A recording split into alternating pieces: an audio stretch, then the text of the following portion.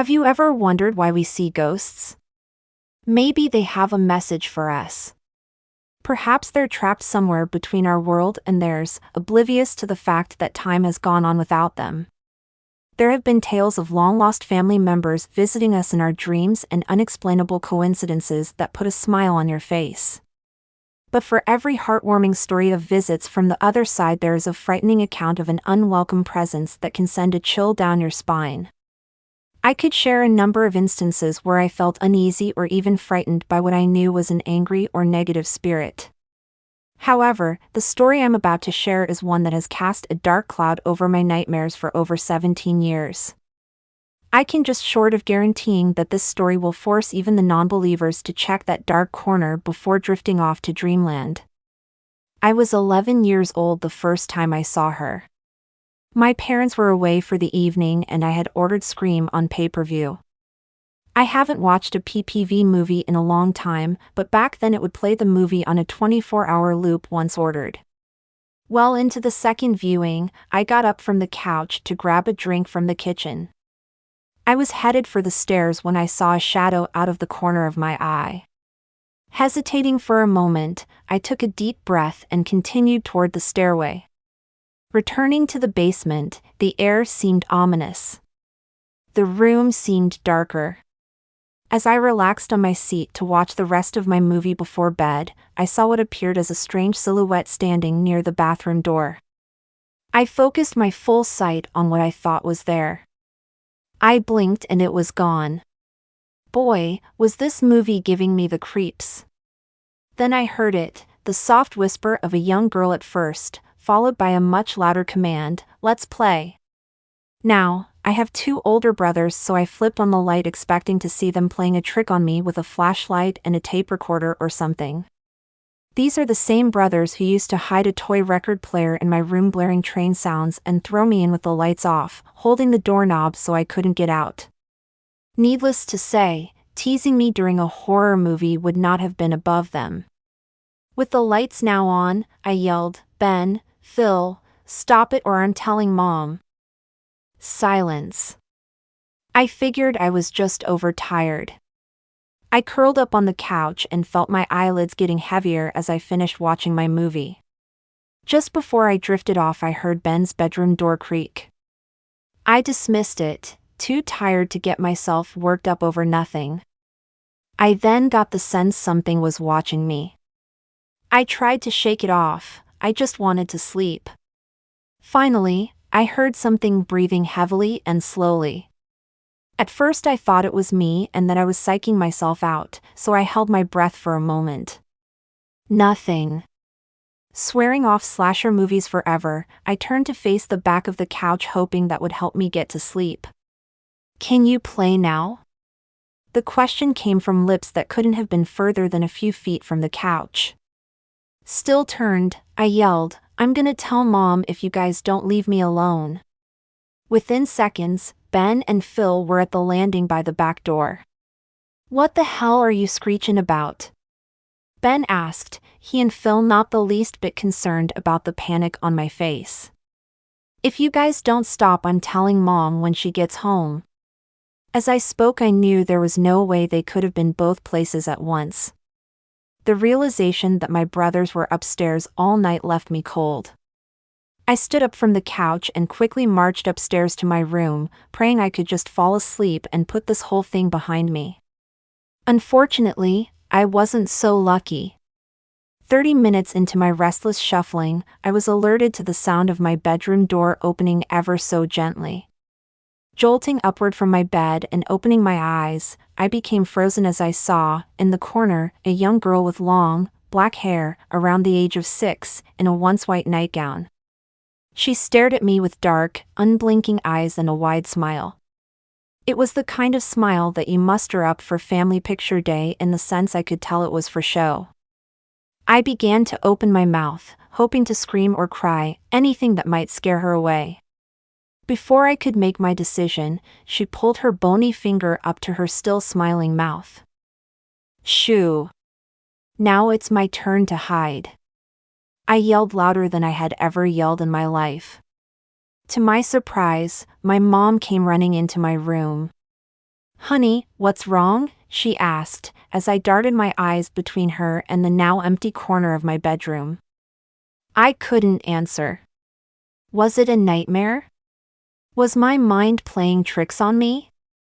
One thing was for sure, it was over. I shrugged it off as an all-too-real bad dream and went out to sleep on the couch in the living room. Fast forward about 3 weeks. It was around 10:30 and I was out playing Spot with Phil and nearly a dozen other neighborhood kids. For those of you wondering, Spot is a game of hide-and-seek played at night with flashlights. The rules were simple. We had to stay within our block, we weren't to go into backyards without permission, and you couldn't stay in one place for more than 5 minutes. I had been gearing up for this evening's game all week. I had the perfect hiding spot and nobody would ever think to look there. Our next-door neighbors had a split-level house with a red deck off of the kitchen upstairs and plenty of room underneath for storage. Their yard wasn't fenced in, so it had easy access. I made my way under the deck and positioned myself behind their lawn mower. No way anyone will find me here, I thought. I had been crouched for around 3 minutes when I saw the beam of light coming from between the houses. My friend, Mike, was it, and he was running with his flashlight, nearing my hiding spot. Without hesitation, he turned at the edge of the house, shined the light directly on me and yelled, "Spot." There's no way he knew I was there. How did you do that? Did Phil tell you about my hiding spot? As I asked the question, I could tell he was paying little attention to me while he searched the area. Where did she go? Mike asked, a little hesitant. I've been chasing her for half a block and I just watched her duck under this deck. I couldn't tell if he was trying to play a trick on me or if he was being genuine. Although I didn't want to know the answer, I asked, what was she wearing? As he answered, I felt a rush of cold all the way up my back, as if someone had splashed me with ice water. She had a long, kinda grayish pajama shirt on. It was really strange. Must be somebody's little sister. I leapt out from underneath the deck and stared at him for several seconds, reading his expressions. Mike, I've been under here this whole time and you're the first person I've seen. With the small amount of light from his flashlight illuminating only a portion of his face, I watched his color fade. Whatever, this game's for babies anyway. I'm going home, he stated, visibly shaken, but doing his best to keep his composure. You're it now. He shoved the flashlight into my chest and walked quickly in the direction of his house. Although Mike was gone, I had a sudden awareness that I was not alone. Doing my best to avert my eyes from my once great hiding place, I pointed my flashlight back toward the street. My legs struggled to lift my feet. It was as if hands had emerged from the soft ground and clasped their menacing fingers around my ankles. In a desperate attempt to run, my legs had a different plan as I crashed, face first, into the wet grass. I lied on the ground, stunned for what felt like only a few seconds. Gathering my wits, I lifted my head to see bare, pale feet resting only inches from my nose. Ah! I screamed, suddenly sitting but leaning back on my hands. I had no words. That girl, the same one from my room, was standing over me. What once had been a vacant grin was replaced with a disgusting, angry snarl. That was my hiding spot. Her voice now a high-pitched shriek, like thick nails on a dirty classroom chalkboard. Her shadowed eyes pierced through me like a hot blade as she began to cry. She continued with a much quieter, more sinister tone, "It's your fault." It was at that moment I knew she wasn't talking about the game anymore. She lunged forward, flailing her arms while she fell on top of me. I struggled to grab at her frozen wrists and hollered for anyone close who might be able to come help me. I caught one last glimpse of those sinister eyes before everything went black. I awoke to the sound of footsteps creeping up to me. "I'm sorry," I proclaimed, weak and covered in sweat. Just then a hand reached down and grabbed my arm. "It was Philosophy, are you okay?" he asked. Everyone is going home now. We didn't know where you were and it's getting late. As I stood up, I realized I wasn't in our neighbor's backyard anymore. I had somehow managed to end up in my own driveway, just a few feet from the front steps. Are you hurt? What happened? My brother was beginning to show worry at my lack of response. I don't know. I stood there, still puzzled at how I had come to be in the driveway. Well, we'd better go in. It's almost midnight, Phil continued. Wait. What? The words left my mouth and I began to grow more and more concerned as to what might have happened after I blacked out. I had to tell him. There was a good chance he would think I was crazy, but I couldn't keep this to myself anymore. I saw this girl, the front porch light came on and our dad stepped outside. He didn't have to say anything. We knew it was time to come in. The nightmares started that night. I lied in bed, staring at the ceiling for hours and doing my best not to look anywhere else when I felt my eyelids getting heavy. With each flutter, I could picture her face, staring at me with that look of hatred and disgust. I fought the fatigue for as long as I could, finally succumbing to the night. They say you only remember bits and pieces of dreams and lose sight of what little you had as time marches on. But the horrors that plagued my subconscious for the next several nights are still as vivid and frightening as they were 17 years ago, reappearing every now and then as not to let me forget. My first dream started out normal enough. I was with a couple of friends, who have asked to remain nameless, and we were headed to an area near our house we all called Cherry Hill. It spanned several blocks and housed lots of trees, trails, hills and even an old train trestle. We did all sorts of stuff there. We built forts, rode bikes, played tag, the stuff you'd expect kids to do. We were walking down the trail, boards and tools in hand, looking for just the right spot to build. Settling on an area tucked in by the trestle, we got to work. I was nailing some small boards to a tree to make a ladder leading up to a long ledge. It was to be our lookout. I could hear my friends digging some kind of hole behind me. After a while, the sound of their shovels stopped. That same chill I had felt under the deck was inching up my legs to my back, then to my neck. I whipped around to see that they were gone. In fact, everything was gone, the shovels, the hole. It was as if they had never been there at all. It had gotten very dark. The giant trees were blocking any trace of light shining from the evening sky. As I strained my eyes to scan the area, I locked in on a familiar nightgown across the small stream of murky water. I panicked. Frozen in fear, I watched as she grew closer, never moving her limbs. She threw her head back in a disgusting cackle befitting a woman well her senior.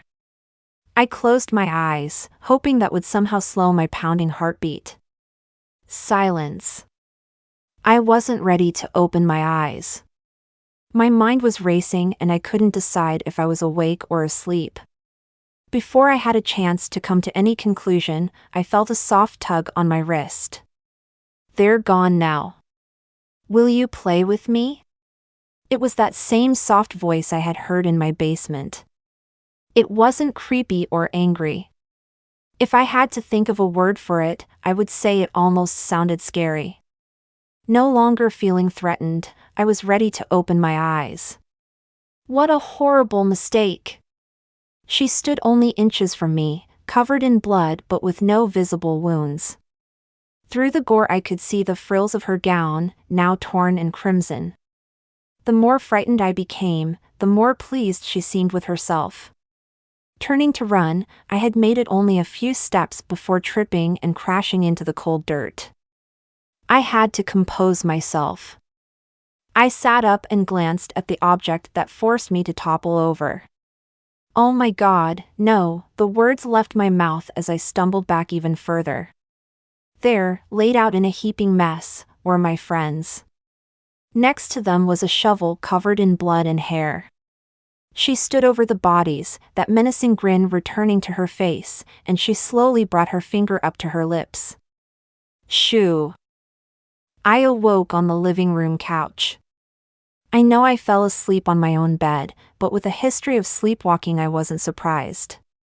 One thing was for certain, I wasn't going back to sleep. I turned on the TV and watched infomercials until morning. I finally got up to make myself a bowl of cinnamon toast crunch as the rest of the family emerged from their rooms. I wanted to tell them what was happening to me, but I was sort of famous in our house for stupid nightmares. To this day, I still catch guff about the big, green duck with a machine gun that would chase me around the neighborhood. Nobody was going to take me seriously. I had to find a way to handle this on my own. That night, before bed, I knelt down next to my bed and I locked my hands together in prayer. Dear Lord, I need your help. There is something evil here that won't leave me alone. I don't know why it would choose me. Did I do something wrong? I beg of you, Lord, please stop this. I will never ask you for anything ever again. Amen. I was dream-free for the next 2 nights. Maybe there was something to this prayer thing. It was Saturday and a few of us had gotten together for a game of street hockey. We must have played for at least 2 hours before someone said, "Let's go to Cherry Hill." As soon as I heard it, that cold chill raced up my back. I think I'm going to stay here, guys. They weren't having that. After lots of prodding and pleading, we hopped on our bikes. We stayed near the entrance, making dangerous ramps out of leftover boards from our hockey goals. I wasn't that excited about going toward the trestle, but I figured there was strength in numbers. We were pointing out spots that would be ideal for a new fort. There's a good spot, I said, pointing to a wall of dirt with an area already dug out. I was quickly outvoted as it was clear someone else had already claimed that area. We ventured down the trail until we neared the old trestle. This spot is too open. I pleaded my case and hoped for the best. It must have been let's do the opposite of what Jamie wants to do day because everyone ignored me and headed down toward the water. Not wanting to let my fears get the best of me, I followed. I walked toward the lookout ledge from my dream. It was as if something was pulling me in that direction. Glancing at the tree, I noticed letters etched out in the bark. They spelled out shoo. I was done. No more fort building for me. I jumped on my bike and sped home. I was still shaking when I pulled into the driveway. I refused to come to the door when a couple of my friends stopped over to check on me. I lied in bed, sobbing and cursing the ceiling. Why won't you help me? I begged for your help and you didn't listen. I cried myself to sleep. My next nightmare was much shorter. It was a very strange dream in that I felt like I was watching a slideshow. I remember watching an old, run-down farmhouse slowly fall to a pile of junk, but it was in pictures with each one showing more age and decay. There was a tree in the front yard with a tire swing, and in every image there were children running around and playing. They didn't seem fazed by the crumbling house behind them. As the house aged, fewer kids were seen running around until only one remained. I watched as the last little girl stared at the ground, sad that her friends had left her. I watched her sadness turn to anger and then into resentment. The background grew dark and her eyes met mine. The edges of her mouth turned up into that all-too-familiar grin. She knew I was watching her. She stood still for several minutes as the wind blew through the bare trees behind her. Suddenly everything went dark and I heard the whisper, "What should we play next?" I avoided my room for the next several nights, finding any reason I could to stay up well past my bedtime. Although I feared coming across her while I was alone in the dark, it somehow felt safer than meeting her in a dream. She could manipulate me in my nightmares. I couldn't look away. I tried obscene amounts of Mountain Dew, bright lights from the TV and music to avoid surrender to the night. I finally figured out that if I slept during the day, she left me alone. I still wonder to this day if she was fueled by my fear. I was calmed by the light of day. It kept me safe. I had nearly forgotten all about her by the time she visited me again. Weeks had passed and I had started sleeping in my bed again.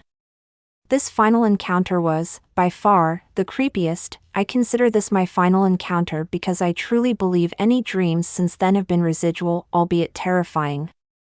I awoke to the wind blowing my curtains across my face. This was significant because I have terrible allergies and am unable to sleep with the windows open. As soon as my eyes opened, I could hear faint laughter coming from the front yard. It almost sounded like the overused laugh track that goes with any clip of children playing in movies and television. I attempted to sit up and quickly realized I had no control of my own movements. I felt paralyzed.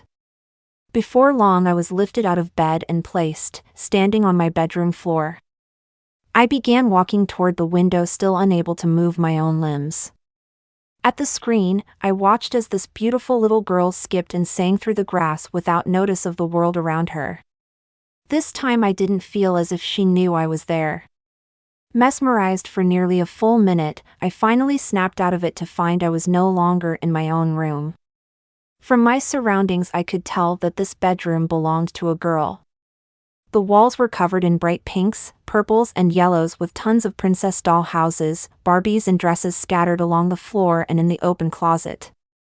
I stood in the middle of the room, still unable to move, and watched as the door flew open and that same little girl from the front yard came running in, crying.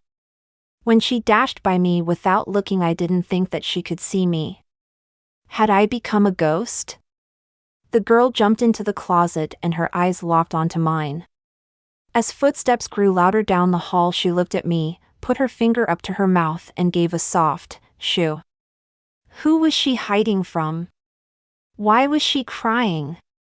I stood and watched as a tall man wearing a baseball cap, red t-shirt, and jeans marched into the room with a menacing, come out wherever you are."